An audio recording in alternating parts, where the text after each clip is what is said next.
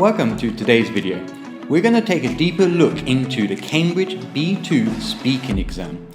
For this exam, there will be 4 different parts, and we're going to take a deeper look into each part to break it down, to think about what kind of answers you do need to provide and what will give you the best exam results at the end. Beginning with part 1. Part 1 is general questions.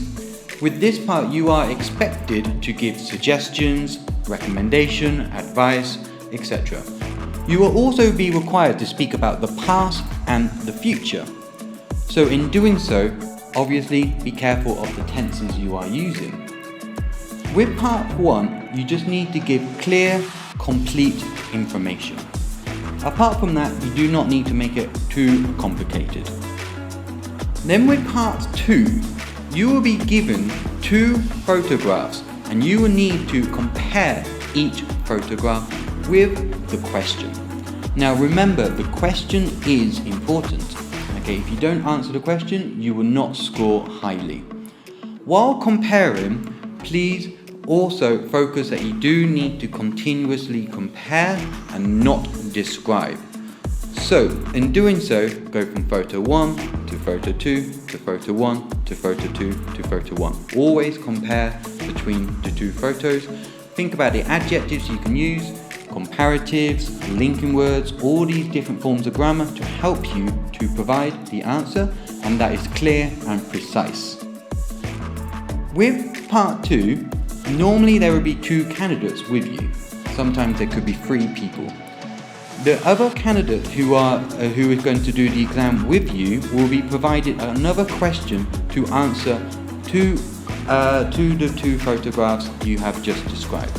So it will be candidate 1, describe 2 photographs. Candidate B, 1 question. And then it will swap. Candidate B, compare the 2 photographs. Candidate 1, answer a question for 30 seconds. Now we're going to head over to part 3. Now part 3 will involve you having a conversation with the other candidates who are doing the exam with you. This is where you need to come across friendly, interactive and communicative.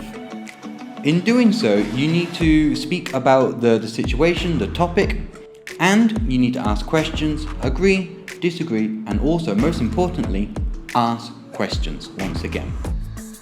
With this, the examiner will provide an answer sheet, something similar to this.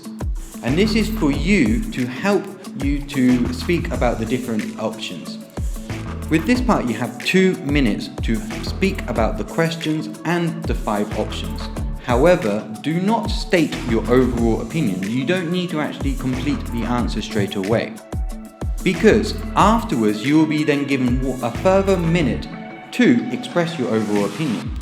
So when you are having the 2 minutes, when you are doing the 2 minutes, please speak about the pros and the cons.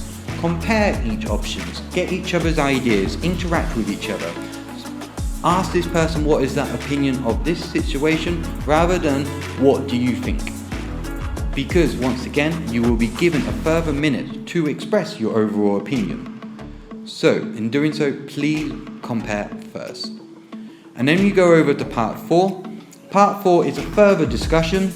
It's a little bit longer this time. With part 3 it's 3 minutes in total. Part 4 is 4 minutes in total. The topic is going to be related to part 3. However, it's going to be further questions. It's going to be once again giving advice, making suggestions, overall opinions, experiences, future and past. Okay, so really think about how you can express yourself. One thing I do highly advise is to once again learn expressions. I think, no. Try to think of different ones, speaking for myself, from my point of view, if it was me, in my experience, okay, to really think about how you can express yourself so you don't repeat the same expressions. That's basically the 4 parts. In total, the exam will last between 12 to 15 minutes, depending on the conversations and the topics. And once again, keep in mind that it can be 2 candidates, sometimes it might be 3 of you, so it might be a little bit longer. You will be marked on 4 different areas: grammar and vocabulary, discourse management, pronunciation, and interactive communication. So each part will have a different way to help you score highly. Well, I hope I have been able to help you in today's video. Obviously, practice. The more you practice, the more you're going to improve, and really think about the language you are using when you are giving and providing your answers. Well, I hope I've been able to help you. I'll see you again next time. Bye bye.